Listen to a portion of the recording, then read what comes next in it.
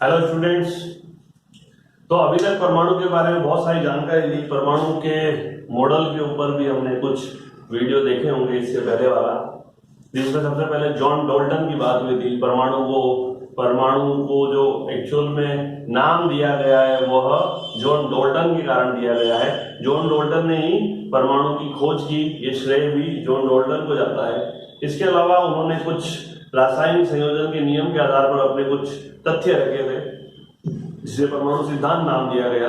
इसके बाद आए थे जे थॉमसन, जिनको इलेक्ट्रॉन की खोज का श्रेय जाता है। इलेक्ट्रॉन को उन्होंने बताया कि एक ऋणात्मक कण होता है जो कि परमाणु जो धन आवेशित होता है उसके मध्यदर्शी होते हैं। लेकिन थॉमसन यह नहीं बता पाया कि किस प्रकार से परमाणु स्थायी होता है।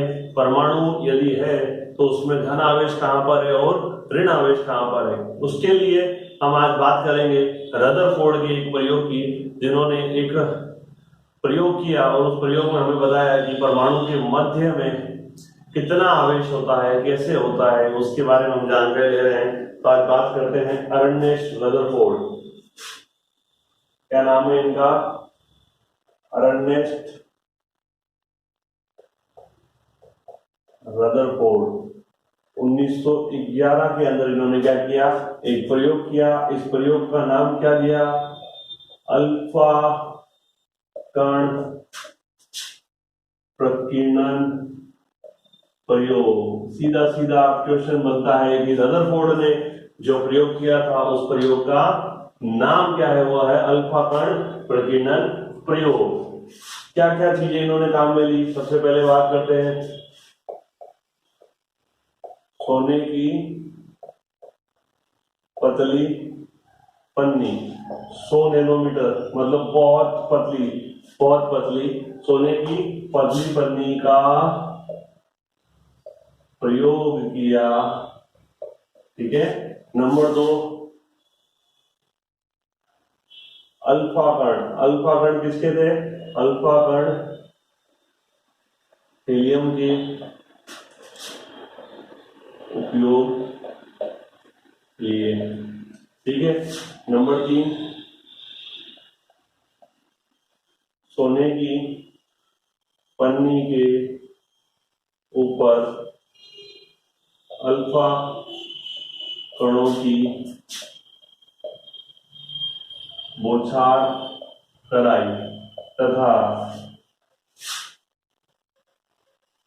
उसके चारों तरफ फोटोग्राफी प्लेट, या हम बोल सकते हैं ZNS, जिंक सल्फाइड की परत लगाई, जिससे अल्फा कण टकराने पर प्रति दीप्ति उत्पन्न होती है। तो इन्होंने शुरुआत की किससे? सोने की एक पतली पन्नी से, एकदम पतली। 1000 परमाणुओं को एक के ऊपर एक जब रखेंगे तो जो पन्नी बनेगी, जो हो गया होगी सोने की एक पतली पन्नी। इसके अलावा उन्होंने क्या किया? अल्फा कणों को, जिस प्रकार से टॉर्च होता है हमारे पास, टॉर्च से जब हम लाइन फेंकते हैं तो उसी प्रकार से वो कण जो है वो कहां? सोने की उस पन्नी की ओर टकरा रहे थे। अब उन्होंने क्या कर दिया? सोने की पन्नी की चारों तरफ एक फोटोग्राफिक प्लेट लगा दी, जिससे क्या होगा कि वो जो कण उससे जब टकराएगा तो क्या होगा? उससे लाइट उत्पन्न होगी। तो पता चल जाएगा कि अल्फा कण की डायरेक्शन क्या है।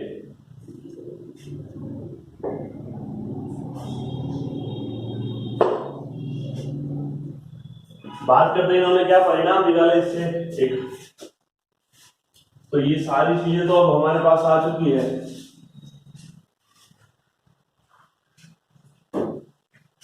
इन्होंने क्या किया?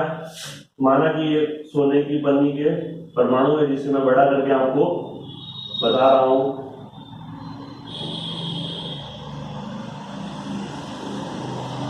कोशिश कीजिए कि बराबर बने ये सब।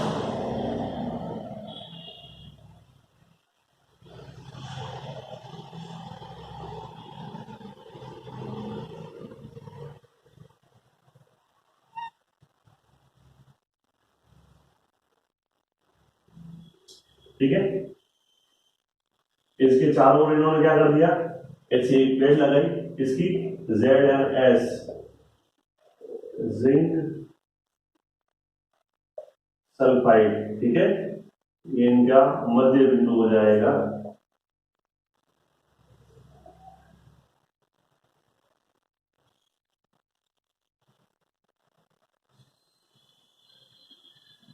ठीक है, ये क्या हो गई, सोने की पन्नी। और यहां से एक सोर्स अपन दे देते हैं, ये क्या है, अल्फा कण स्रोत। मतलब यहां से अल्फा कण जो है वो निकलेंगे। ठीक है, अब पॉइंट नंबर 1, क्या परिणाम निकाले। परिणाम क्या है, उन्होंने परिणाम क्या क्या देखे। नंबर 1 की बात करते हैं। उन्होंने देखा कि जो कण है वो क्या हो रहे हैं, अधिकतर तो सीधे ही निकल रहे हैं। क्या हुआ, अधिकतर कण थे वो क्या हो गए, सीधे निकल गए।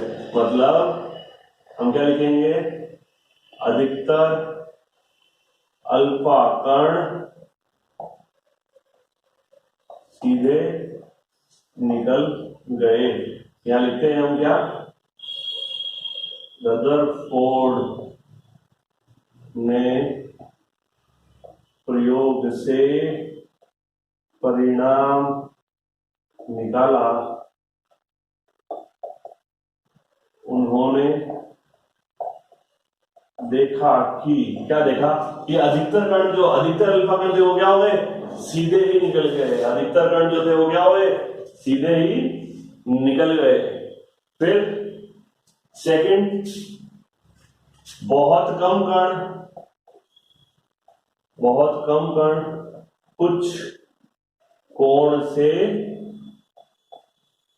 विक्षेपित हुए। क्या हुए, विक्षेपित हुए। देखिए जरा, कुछ कण जो है वो इस प्रकार से जा रहे थे, यहां से निकलना है उनको, लेकिन क्या हुआ, जाते जाते जाते थोड़ा सा टेढ़ा हो गए। जा रहे थे और क्या हो गए, हल्के से टेढ़े हो गए।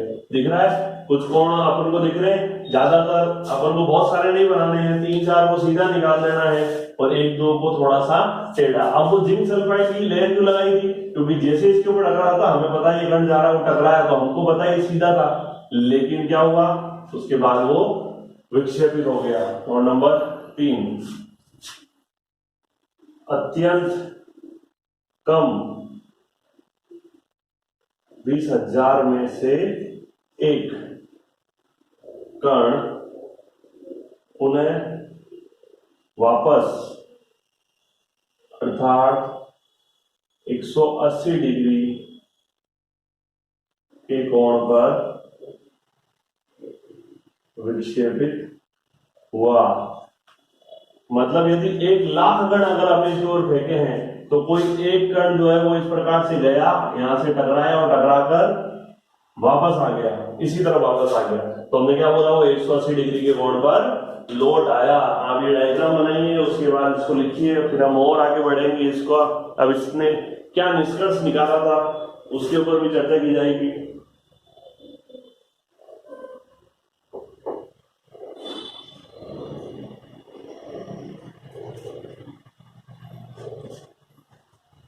बढ़ते हैं आगे और बात करते हैं।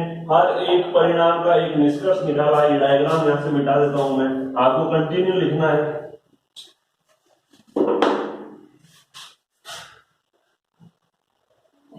हम क्या लिखेंगे कि रदरफोर्ड ने प्रयोग के आधार पर निष्कर्ष निकाले।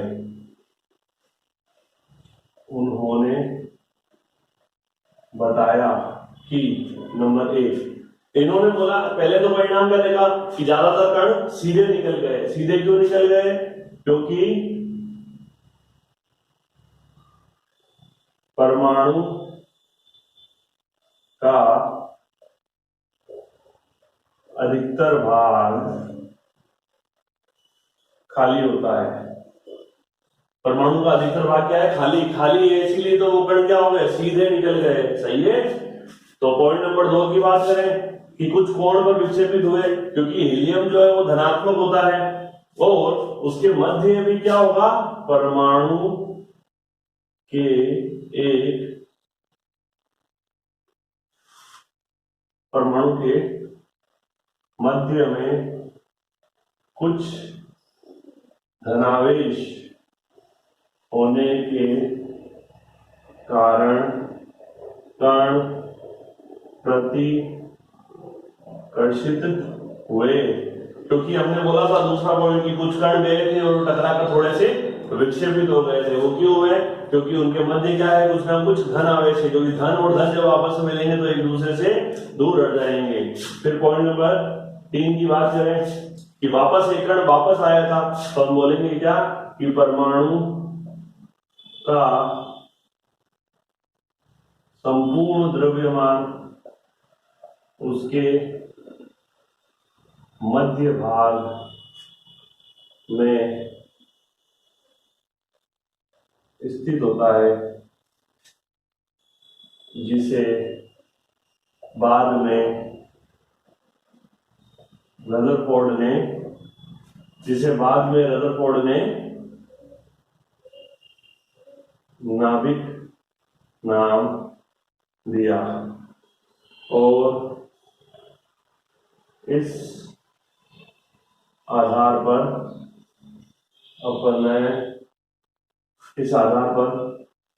नाभिकीय परमाणु मॉडल प्रस्तुत किया। इसकी तुलना उन्होंने सौरमंडल से की। अब सौरमंडल से उन्होंने कैसे की, देखिए जरा।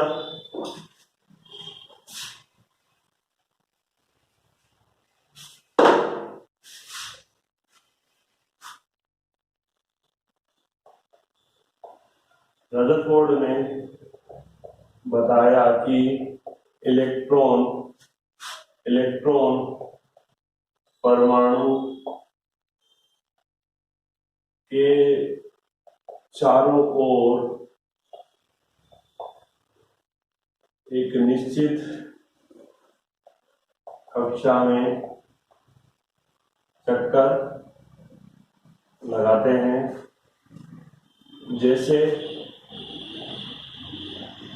सौरमंडल में सभी ग्रह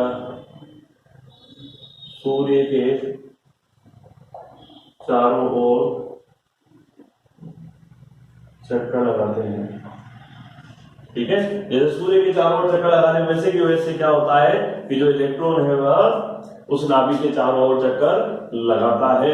इसके अलावा इन्होंने क्या बोला कि परमाणु का आकार 10⁻⁻10 मीटर तथा नाभिक का आकार 10⁻15 मीटर होता है। तो इस प्रकार से ये रदरफोर्ड का परमाणु मॉडल जो है वो हमारे सामने है, स्पष्ट है कि उन्होंने एक बहुत अच्छा प्रयोग करके हमें बताया कि परमाणु का जो समस्त द्रव्यमान है वो उसके नाभिक में स्थित होता है। तो नाभिक की खोज का श्रेय हम किसको देंगे, रदरफोर्ड को देंगे। ठीक है, तो ये बहुत इंपॉर्टेंट है, एग्जाम के नजरिए से भी बहुत ज्यादा इंपॉर्टेंट है। इसको आप बहुत अच्छे से लिखिए, समझिए, इस वीडियो को आप बार बार देखेंगे तब और आपको अच्छे से पता चलेगा। ठीक है, तब तक के लिए धन्यवाद।